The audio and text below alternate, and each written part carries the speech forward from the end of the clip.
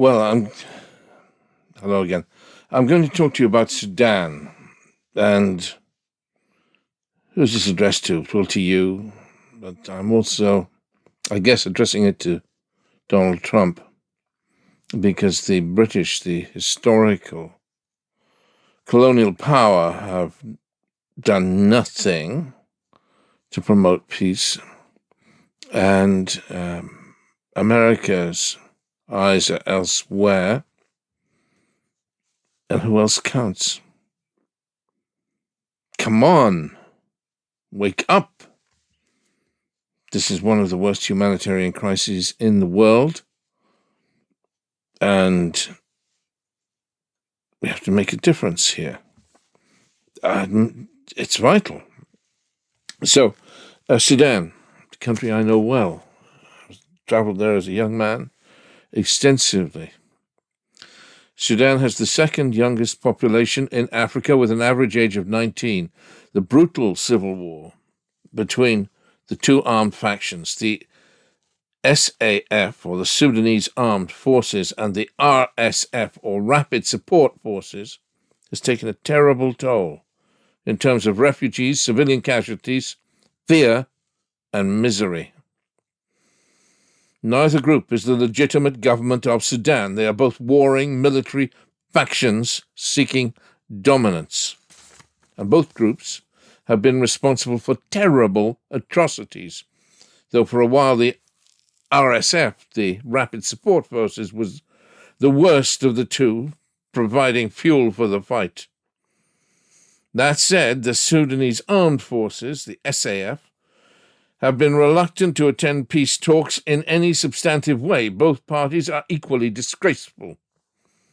The bloody civil war erupted when the two parties to the conflict overthrew the civilian government and then started fighting with each other to see who wanted to inherit the spoils.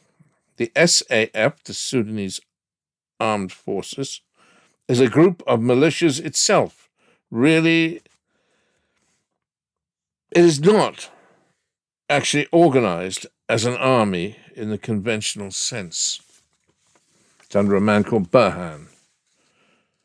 The Rapid Support Forces, also a militia group, is losing ground now in Gezira area in south-central Sudan. I remember, just a little aside here, I remember Gezira when I was a kid. I traveled there. I remember one particular occasion because it had a lot to do with my later turn to Christianity and spirituality. I remember one particular occasion when I was traveling south. I've been with a guy called Mahmoud Hassaballah, and I was traveling south to Gezira. I was working for a paper called Voice. I was selling advertising, hard deal selling advertising. And I'd been spent the whole night before up in a brothel in Omdurman. I didn't realize it was a brothel. Mahmoud Bullah took me there, and there was a lot of boys dancing together and guns and beautiful food, pigeons stuffed with rice, I remember. Raw camel's liver, dipped in hot filfil sauce, a lot of drinking of whiskey, a lot of dancing. I only realized when they left me with this girl afterwards. And anyway, the following day I was driving south. I was exhausted. I was driving south to Gezira. And what? Gezira is a beautiful, beautiful, fertile piece of ground next to the Nile, green with sugar cane and cotton. Beautiful. And on the way, on the way back, we drove through this area of black sand, black desert. And I was talking to Hassaballah, and I said to him, Mahmoud, you look at the way you behave. You're not a good man. in the conventional sense anyway. But you believe in God? Why do you believe in God? And it was drawing towards sunset. He pulled off the road. Hasselblad pulled off the road, and he said, wait, sit now, get out the car and sit on the ground. We got out the car, sat on the ground, and the sun began to set, except it didn't set. It melted into the ground. The sun melted. Breathtakingly beautiful. And we sat and watched the sunset. And he said, now, you believe in God. And of course, faced with that awesome beauty, you could not. Sudan, amazing country. So what? The RSF is losing ground in Khartoum, the Rapid Support Forces. Diyala is fully controlled by the RSF. Both sides target markets and civilian areas. Each side tries to completely paralyze the other. Right? They do this by attacking civilian areas so that in the hegemony of the other, so that you can prove to the civilians they're not safe under the other and they need to be, Meanwhile, the largest of the civilian groups that is active, or rather was active, was a group called Taqaddum, which means progress in English. But the problem for Taqaddum was that 50% of Sudan has now taken sides, backing either the Sudanese Armed Forces or the Rapid Support Forces. Taqaddum announced its dissolution on the big civilian party, announced its dissolution on 10th of February, just a couple of weeks ago, of this year, with its erstwhile leader, Abdullah Hamdok, breaking away to form a new group called Samud, meaning steadfastness in English. Meanwhile, the other half of Taqaddum formed a new group allied to the Rapid Support Forces called the Sudan Founding Alliance. Well, I'm going to call it the Foundation for short because that's basically what it is. It calls itself. So the civilian political group has split, just as the military has split. Meanwhile, the urban middle class are siding with the Sudanese Armed Forces. People are angry, and there are no leaders that are strong enough to deflate that anger. However, the Sudanese Armed Forces have insisted on continuing the war and not going to peace talks. There are moves taking place that may result in the Sudanese Armed Forces creating a civilian government. But Mr. Hamdok's Samud, or Steadfastest group, is not supporting the establishment of a new SAF, Sudanese Armed Forces-backed government. Meanwhile, the RSF, the Rapid Support Forces, are supporting the establishment of a new civilian government. Standing with them are the old Islamist group called GEM, or the Justice and Equality Movement, a group I know well, but, and others. So they have done this in they've done this in collaboration with the RSF have done this in collaboration with the half of Taqaddum that formed the Sudanese Founding Alliance, or the Foundation Group.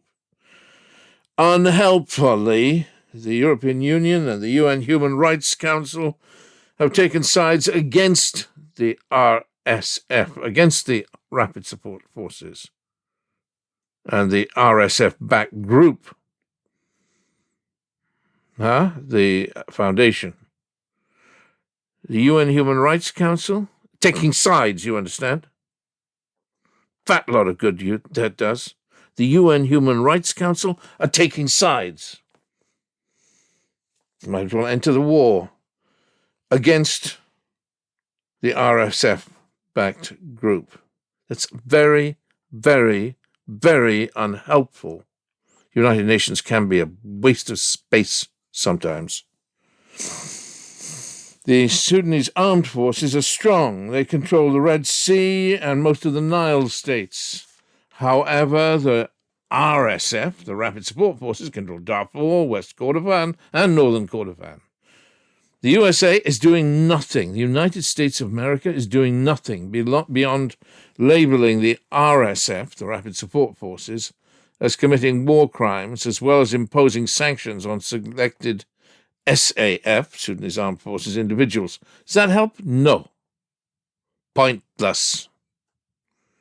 We need people to host peace talks and force the parties to those peace talks.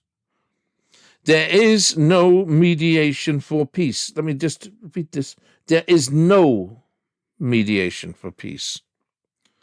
What we have is a de facto partition of Sudan. Burhan, the General Burhan, the titular leader of the SAF, I say titular leader because he's controlled by Islamists around him, is trying to form his own civilian bloc and a civilian prime minister within a government of technocrats. So we are developing two rival administration governments alongside two rival warlords. It is, in a sense, a struggle between the center, the SAF, and the peripheries, the RSF. There are no good guys here. The SAF, the Sudanese Armed Forces, are Islamists of the worst kind. So the SAF, the Sudanese Armed Forces, are forming a government in Port Sudan by the Red Sea, because they don't properly control Khartoum, which they currently hold. Khartoum is,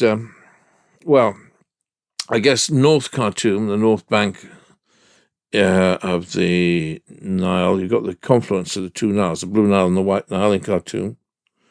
The North Bank is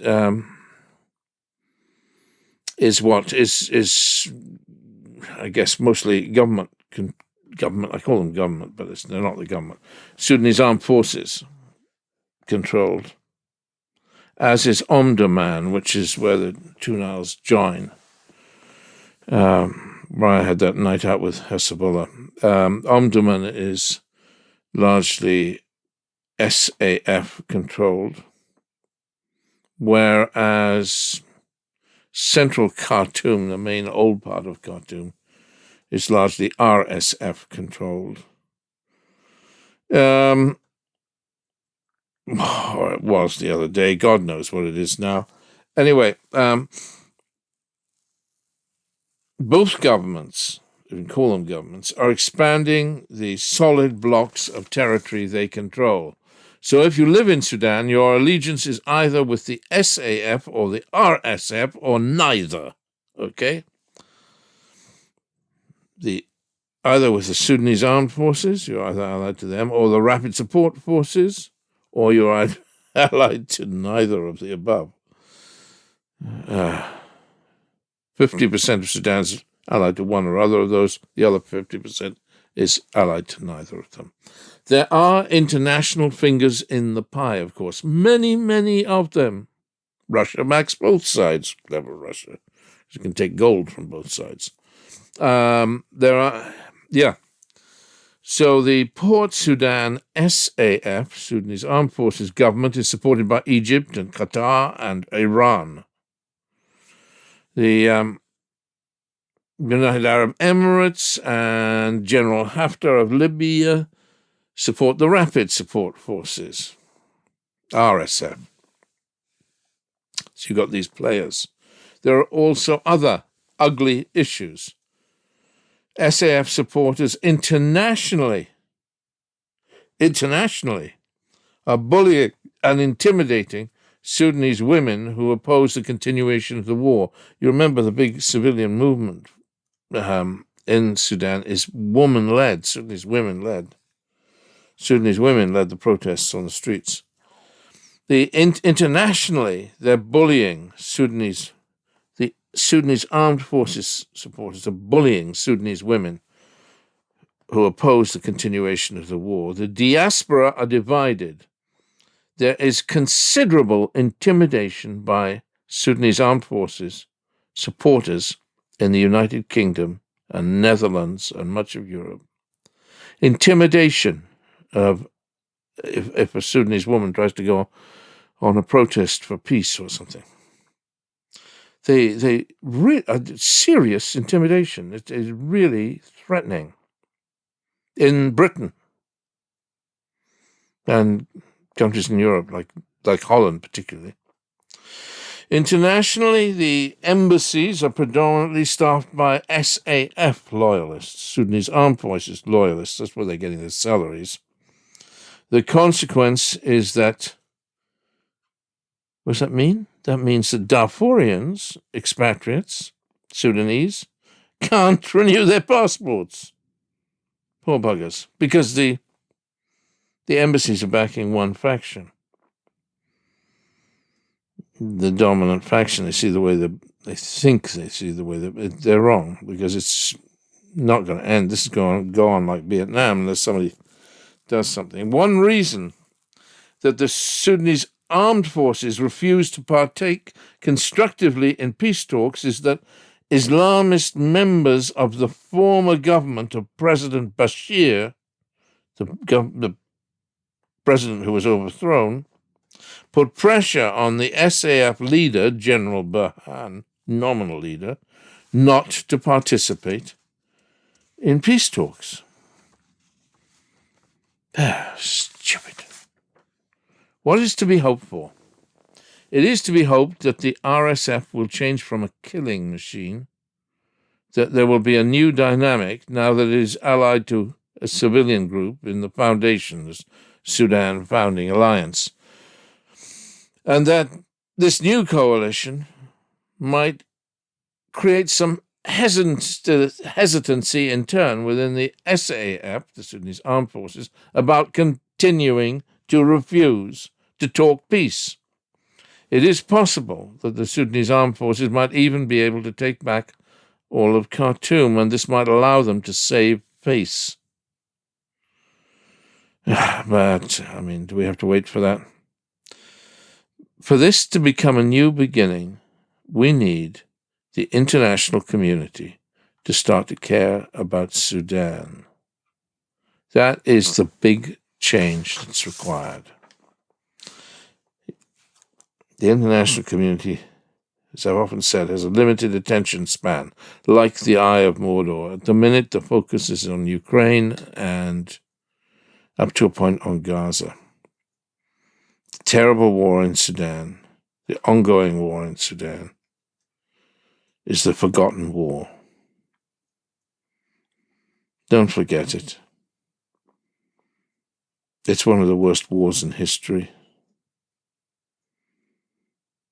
And it's an unnecessary, pointless civil war.